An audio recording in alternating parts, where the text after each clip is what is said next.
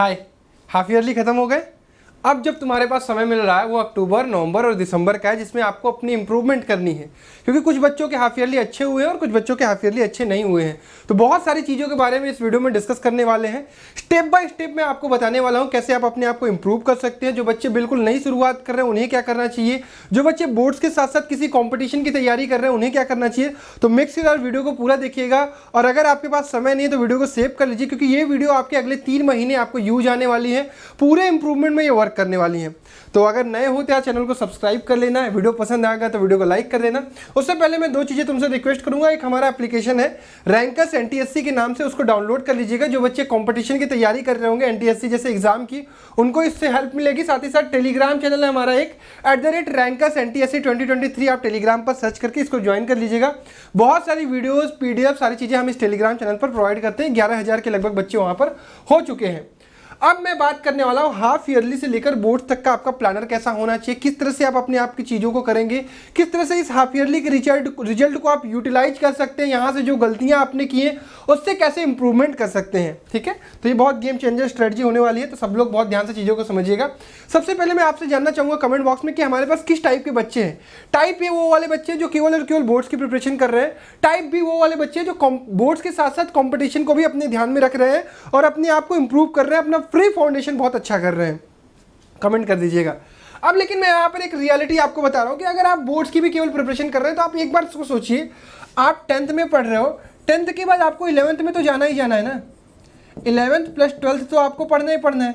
जो हमारा education system है वो ये कहता है कि 11th 12th में आपको अच्छे तरीके से पढ़ाई करना है, फिर इसके बाद आपको ग्रेजुएशन में जाना है। अभी तक तो हम यही सिस्टम फॉलो कर रहे हैं, और इस ग्रेजुएशन में जाने के लिए आपको यहाँ पर कोई ना कोई एक कॉम्पिटिशन को बीट करना पड़ेगा। ठीक है, अभी जो है कि IIT JEE या नीट, अगर आप इंजीनियरिंग या मेडिकल की फील्ड में जाते हो, या फिर आप CUET जैसा एक एग्जामिनेशन आ गया जो कि बड़े कॉलेजेस में एडमिशन के लिए होता है। तो आप इस चीज़ को बहुत अच्छे तरीके से जितना जल्दी समझ सको समझ लो कि 10th का रिजल्ट आपको बहुत काम नहीं देने वाला है, बट 10th का नॉलेज, आप कितनी मेहनत से तैयारी करते हो, वो आपका सारा काम देने वाला है 11th 12th में। तो मैं सभी बच्चों से रिक्वेस्ट करूंगा कि आप केवल और केवल बोर्ड्स पर सीमित मत रहिए, और अगर आप केवल बोर्ड्स पर सीमित हो तो बोर्ड्स के भी सिलेबस को आप बहुत अच्छे से तरीके से पढ़ाई करो। ठीक है, ताकि आपके अंदर एक इंप्रूवमेंट रहे, आपका नॉलेज बहुत स्ट्रांग रहे। और जो बच्चे बोर्ड्स के साथ कंपटीशन की तैयारी कर रहे हैं वो तो सबसे बेस्ट है, उन्हें पता है कि उन्हें फ्यूचर में कंपटीशन करना है, तो वो अभी से लग चुके हैं। जैसे कंपटीशन में बच्चे NTSC की तैयारी करते हैं, बहुत सारे बच्चों को जिनको नहीं पता NTSC क्या है, हमारे चैनल का आप यूज कर सकते हो। बहुत सारा नॉलेज आपको मिल रहा होगा, यहाँ पर डिस्क्रिप्शन बॉक्स में लिंक है, प्लेलिस्ट बनी हुई है, क्या NTSC है, सब कुछ वहाँ से पता चल जाएगा। अभी भी 3 महीने, अगर आप नए हो तो आप अभी से भी स्टार्ट कर सकते हो। ठीक है, चलिए बैक टू आवर टॉपिक। सबसे पहले आपको अपने हाफ ईयरली के इंप्रूवमेंट, जो आपका रिजल्ट आया है उससे आपको थोड़ी सी जानकारी लेनी है कि क्या क्या चीज़ें आपने वहाँ पर किया, अब उसमें कैसे आप इंप्रूवमेंट कर सकते हो। सपोज मैं आपका एक एग्जांपल लेता हूँ। मान लेते हैं एक XYZ कोई लड़का है या लड़की है जिसका हाफ ईयरली के एग्जामिनेशन का रिजल्ट कुछ इस प्रकार से रहा।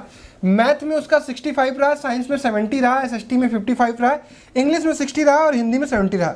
हो सकता है कुछ बच्चों का यहाँ पर 35 हो सकता है यहाँ पर 30 हो सकता है यहाँ पर 25 हो सकता है यहाँ पर 20 हो सकता है यहाँ पर 20 हो। न पास हो पाए हो, न उसकी अच्छी तरीके से पढ़ाई हो, तो वो क्या कर सकता है। तो सबसे पहले आपको यहाँ पर प्रॉब्लम्स लिखनी पड़ेगी, आपको हर सब्जेक्ट वाइज को। ये आपके हर एक बच्चे को करना है। जितने भी बच्चे इस वीडियो को देख रहे हैं, अपनी सीट अपने पेपर पर बनाइए और जरूर इस चीज़ को फॉलो करिए।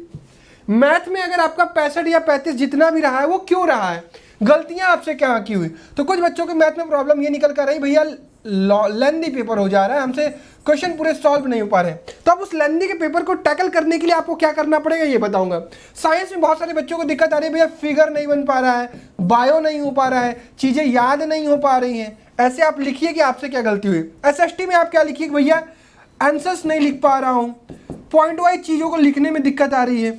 इंग्लिश में भैया स्टोरी नहीं याद रही है, और अनसीन पैसेज में दिक्कत आ रही है। हिंदी में भैया अनसीन पैसेज में, ग्रामर में दिक्कत आ रही है।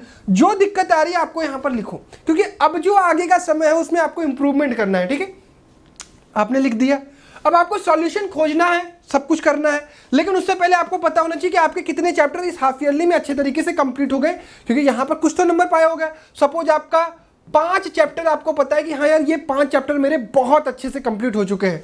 साइंस में आपको पता है कि मेरे 7 चैप्टर बहुत अच्छे से तरीके से कंप्लीट हो गए।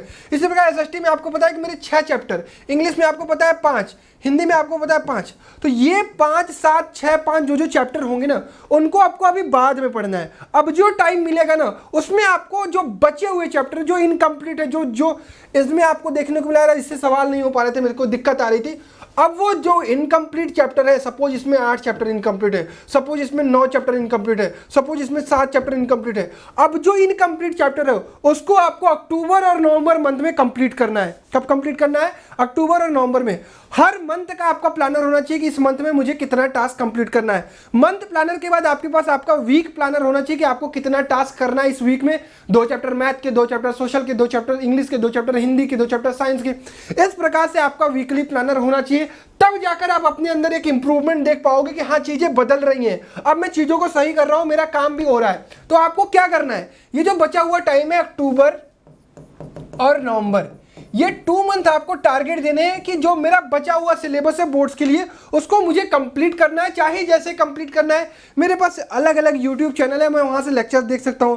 मेरे पास एनसीईआरटी है, एग्जाम्पल्स है, कोई साइड बुक है, उससे मैं सवाल प्रैक्टिस कर सकता हूं। तो ये चीज आपको अभी से करना स्टार्ट करना पड़ेगा।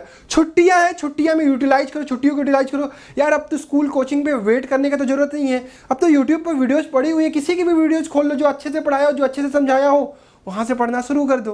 अपना सिलेबस कंप्लीट करो, अपने क्वेश्चन सॉल्व करो, प्रैक्टिस करो। ज्यादा से ज्यादा प्रैक्टिस करोगे उतना ही ज्यादा इंप्रूवमेंट होगा। तो ये काम करना शुरू कर दो, ठीक।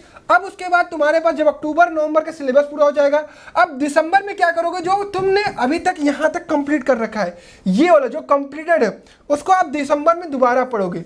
फिर उसके बाद दिसंबर में आपका प्री बोर्ड आएगा, उस प्री बोर्ड में आप बहुत अच्छे तरीके से परफॉर्म करोगे। वहां पर आपको पता चलेगा कि हाँ अब मेरी इंप्रूवमेंट हो रही है। फिर उसके बाद जनवरी में प्रॉपर आप रिवीजन करोगे, फिर फैब में आप बोर्ड्स दोगे और उस बोर्ड्स में बहुत अच्छा परफॉर्म करोगे। तो इस पूरे प्रोसेस को आपको फॉलो करना पड़ेगा बहुत पेशेंसली।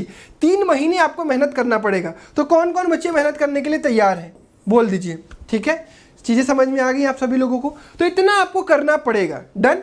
चलिए आगे बढ़ते हैं। अब बहुत सारे ऐसे बच्चे जो मेरे साथ एनटीएससी की प्रिपरेशन कर रहे हैं, उनको मैं लगातार गाइड करता रहता हूँ, मेंटरिंग करते रहता हूँ। हम बच्चों को साथ में बैठा कर तैयारी करवाते हैं। तो उनके लिए टारगेट क्या होगा, बोर्ड्स प्लस आप एनटीएससी कर रहे हो, बहुत सारा सिलेबस आपका हो गया है। अक्टूबर और नवंबर में आपको complete syllabus, maximum syllabus complete करना है। मोस्ट प्रॉब्ली आपको मैथ का वर्बल और सेट का क्लास 10th वाला, अभी मैंने एक वीडियो बनाई थी ना, उसमें 3 महीने का टारगेट बताया, रोड मैप बताया, उसको देख लो, चीजें समझ में आ जाएंगी। तो आपको ये टारगेट फॉलो करना पड़ेगा, चीजें आपको करनी पड़ेगी। उसके बाद आपको टेस्ट जरूर देते रहना है। तो जो बच्चे अभी तक मेंटरशिप में नहीं जुड़े, मेक श्योर कि आप लक्ष्य टेस्ट सीरीज जब चाहे तब ले लो। उसमें जितने भी पुराने टेस्ट हैं जब चाहे तब आप अटेम्प्ट कर सकते हो, नए आने वाले टेस्ट भी आप अटेम्प्ट कर सकते हो। इसके अलावा अगर आप पर्सनलाइज्ड मेंटरशिप प्रोग्राम में जुड़ना चाहते हो तो जितना जल्दी जुड़ सकोगे उतना तुम्हारे लिए फायदेमंद होगा। तुम्हें टास्क मिलना शुरू हो जाएगा, तुमसे चीजें बात करनी शुरू हो जाएंगी, तुम्हारे ऊपर वर्क किया जाएगा, तुम्हें इंप्रूव कराया जाएगा, तुमसे हर एक चीज जो तुम्हारी गलतियां हो रही होंगी उनको सिखाया जाएगा कि तुम्हें उस गलतियों को कैसे रोकना है, क्या करना है, क्या नहीं करना है। तुम्हें कोई पर्सनल प्रॉब्लम आ रही है उसको भी चीजें डिस्कस करके चीजों को सही कराया जाएगा।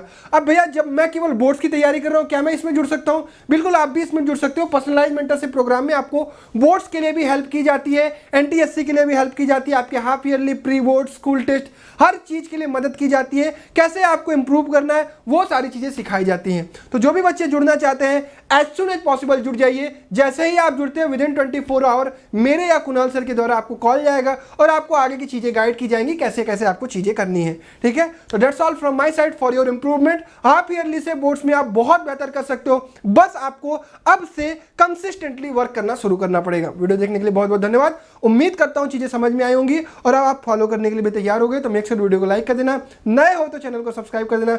आगे आने वाले समय में बहुत सारी चीजें आने वाली हैं। Bye bye everyone, love you all and जय हिंद।